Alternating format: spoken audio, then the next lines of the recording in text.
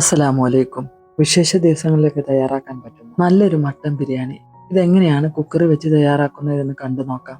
അപ്പോൾ ബിരിയാണിക്ക് വേണ്ടി ഞാനിവിടെ എടുത്തിട്ടുള്ള റൈസ് ഗോൾഡൻ ബസുമതി റൈസ്. ഇത് നല്ലപോലെ തന്നെ കഴുകി വൃത്തിയാക്കിയതിനു ശേഷം ഒരു മണിക്കൂർ സമയം സോക്ക് ചെയ്യാനായിട്ട് മാറ്റി വെക്കണം. ഇനി ഒരു കുക്കറിലേക്ക് അരക്കപ്പ് ഓയിൽ ഒഴിച്ചു കൊടുക്കുക. ഇതിലേക്ക് 2 മീഡിയം സൈസിലുള്ള സവാള തിന്നായിട്ട് അരിഞ്ഞത് ഇതൊന്ന് ഫ്രൈ ചെയ്തെടുക്കണം. നല്ല ഗോൾഡൻ കളറായാൽ ഇതൊന്ന് കോരി മാറ്റുക.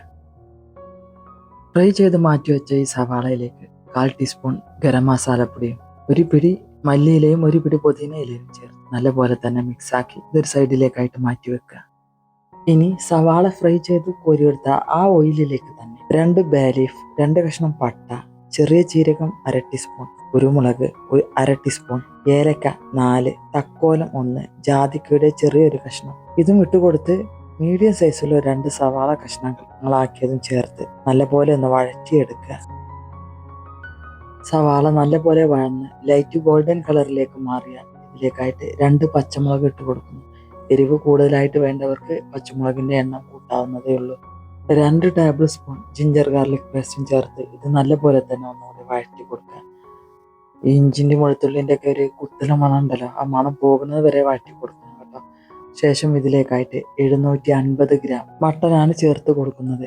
മട്ടൻ ഇതുപോലെ ഇത്രയും വലിപ്പമുള്ള കഷ്ണങ്ങളാക്കാനാണ് കേട്ടോ, ബിരിയാണിക്കുള്ളതല്ലേ. സദാ കഷ്ണത്തിനേക്കാളും കുറച്ചും കൂടി വലുതാവണം. ഇത് ഈ മസാലയിലിട്ട് നല്ലപോലെ വഴറ്റി കൊടുക്കുക. മട്ടന്റെ നിറം റെഡിൽ നിന്നും ഒരു വൈറ്റിലേക്ക് വരുന്നത് വരെ വഴറ്റി കൊടുക്കണം.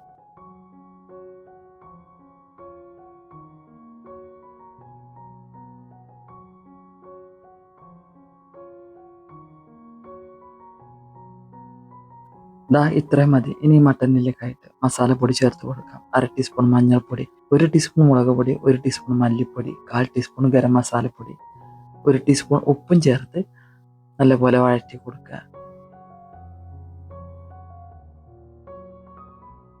കുറച്ചധികം സമയം വഴറ്റിക്കൊണ്ടിരുന്നാൽ ഈ മട്ടനിൽ നിന്നും ചെറിയ തോതിലെങ്കിലും വെള്ളം ഇറങ്ങി വരും. ഈ മസാലയും മട്ടനുമായി നല്ലപോലെ യോജിച്ച് കഴിഞ്ഞാൽ ഇതിലേക്കായിട്ട് പുളിയില്ലാത്ത കട്ട തൈര് 1/2 കപ്പ് ചേർത്ത് കൊടുക്കുക. തൈര് ഈ മസാലയുമായി നല്ലപോലെ യോജിപ്പിച്ചെടുക്കുക. ശേഷം ഇതിലേക്കായിട്ട് ഒരു മുറി നാരങ്ങയുടെ നീര് ഒഴിച്ചു കൊടുക്കണം കേട്ടോ. അതും ചേർത്ത് ഒന്നുകൂടെ ഒന്ന് വഴറ്റി കൊടുക്കുക. പിന്നീട് ഇതിലേക്കായിട്ട് ഒരു പിടി മല്ലിയില, ഒരു പിടി പുതിനയില, 1 ഗ്ലാസ് വെള്ളം ചേർത്ത് ഒന്നുകൂടെ ഒന്ന് വഴറ്റി കൊടുത്തതിന് ശേഷം കുക്കർ മൂടി വെച്ച് 4-5 വിസിൽ വരുന്നത് വരെ, വിസിലിന്റെ എണ്ണം കണക്കാക്കി പറയാൻ പാടില്ല, കാരണം മട്ടന്റെ മൂപ്പിനനുസരിച്ചിട്ടായിരിക്കും വിസിലിന്റെ എണ്ണം വരുന്നത്. എന്നിരുന്നാലും ഞാനിവിടെ 5 വിസിൽ വരെ വേവിച്ചിട്ടുണ്ട് കേട്ടോ. അതിനുശേഷമാണ് ഫ്ലെയിം ഓഫ് ചെയ്യുന്നത്. ഇനി നമുക്ക് റൈസിന്റെ കാര്യം നോക്കാം. റൈസ് വേവിക്കുന്നതിന് വേണ്ടിയിട്ട് വെള്ളം വെക്കുക. ഈ വെള്ളത്തിലേക്കായിട്ട് 1 കഷ്ണം പട്ട, 2 ബേ ലീഫ്, 1 തക്കോലം, 2 ടേബിൾ സ്പൂൺ ഉപ്പും ചേർത്ത് കൊടുക്കണം. പിന്നീട് ഒരു മുറി നാരങ്ങയുടെ നീര് ചേർത്ത് വെള്ളം നല്ലപോലെ തിളച്ചു തുടങ്ങിയാൽ ഇതിലേക്കായിട്ട് 3 കപ്പ് ഗോൾഡൻ സെല്ല ബസുമതി റൈസാണ് ഞാനിവിടെ ചേർത്ത് കൊടുക്കുന്നത്. അത് 1 മണിക്കൂർ കുതിർത്തതിന് ശേഷം വെള്ളം വാർത്ത് ഇതിലേക്കായിട്ട് ചേർത്ത് കൊടുക്കുക. നല്ലപോലെ ഒന്ന് ഇളക്കി യോജിപ്പിക്കുക. ശേഷം അരി വേവാനായിട്ട് മാറ്റി വെക്കുക. 5 വിസിലിന് ശേഷം കുക്കറിലെ പ്രഷറൊക്കെ പോയി കഴിഞ്ഞിട്ടാണ് ഞാൻ കുക്കർ തുറന്നു നോക്കുന്നത്. മട്ടനൊക്കെ ആയിട്ടുണ്ട് കേട്ടോ. ഇനി ദമ്മിനൊന്നുകൂടെ കിടക്കേണ്ടതല്ലേ, അപ്പോൾ അതിനനുസരിച്ചിട്ട് മട്ടൻ വേവായിട്ടുണ്ട്. മട്ടനിലേക്ക് നമ്മൾ ചേർത്ത് കൊടുത്ത ഉപ്പ് പാകമാണോ എന്ന് നോക്കുക. ഇനി നമ്മൾ വറുത്ത് കോരി മാറ്റി വെച്ച സവാള ഉണ്ടല്ലോ, ഗരം മസാലപ്പൊടി ചേർത്ത് വെച്ച സവാള, അതിൽ നിന്നും 1/4 ഭാഗം ഗ്രേവിയിലേക്ക് മട്ടനിലേക്കായിട്ട് ചേർത്ത് കൊടുക്കുക. ഇനി ഇത് മൂടി വെച്ച് ഒരു സൈഡിലേക്കായിട്ട് മാറ്റി വെക്കുക. റൈസ് 90% വേവായാലും ഊറ്റി മാറ്റുന്നത് കേട്ടോ. ഇനി ബിരിയാണി ദം ചെയ്യാനുള്ള പാത്രത്തിലേക്ക് 1 ടീസ്പൂൺ നെയ്യ് ഒഴിച്ച് അത് ബിരിയാണി ചെമ്പിന്റെ എല്ലാ വശത്തേക്കൊന്നും ആക്കി കൊടുക്കുക. ശേഷം ഇതിലേക്കായിട്ട് ഊറ്റി മാറ്റിയ റൈസിന്റെ പകുതി ഭാഗം ഇട്ട് കൊടുക്കുക.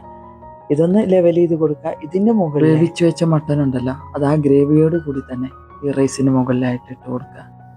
അതൊന്ന് റൈസിന്റെ എല്ലാ ഭാഗത്തേക്കും എത്തിച്ചു കൊടുക്കുക. ശേഷം ഇതിന്റെ മുകളിലായിട്ട് ഫ്രൈ ചെയ്ത് വെച്ച ഓനിയന്റെ 1/4 ഭാഗം നമ്മൾ മസാലയിലേക്കായിട്ട് ഇട്ട് കൊടുത്തിരുന്നു.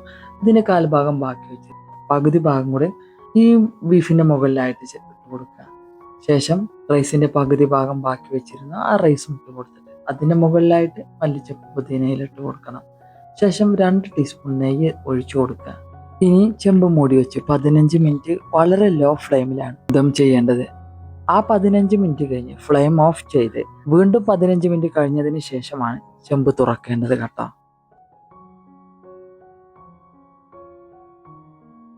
റൈസൊക്കെ നല്ല പോലെ സെറ്റ് ആയിട്ടുണ്ട് കേട്ടോ. വളരെ സാവധാനമാണ് റൈസിനെ ഇളക്കി കൊടുക്കേണ്ടത്. ഞാൻ വീഡിയോയിൽ സ്പീഡ് കൂട്ടി കാണിക്കുന്നതാണ്. മട്ടൻ കയ്യിലുണ്ടെങ്കിൽ വളരെ പെട്ടെന്ന് തയ്യാറാക്കാൻ പറ്റുന്ന നല്ലൊരു മട്ടൻ ബിരിയാണി ഏത് വിശേഷ ദിവസങ്ങളിലായാലും നമുക്ക് നമ്മുടെ കുടുംബങ്ങളിലേക്ക് വെച്ചു വിളമ്പാൻ പറ്റുന്ന നല്ല സൂപ്പർ ടേസ്റ്റി ആയിട്ടുള്ള ഒരു മട്ടൻ ബിരിയാണി. അപ്പോൾ നിങ്ങൾക്ക് ഈ വീഡിയോ ഉപകാരപ്പെടുമെന്ന് തോന്നിയാൽ മറ്റുള്ളവരിലേക്ക് ഷെയർ ചെയ്ത് കൊടുക്കുക. ഇഷ്ടമായാൽ ലൈക്ക് ചെയ്യുക, സബ്സ്ക്രൈബ് ചെയ്യുക. ഇൻഷാ അല്ലാഹ് മറ്റൊരു വീഡിയോയുമായി വരുന്നതുവരെ ബൈ. അസ്സലാമു അലൈക്കും.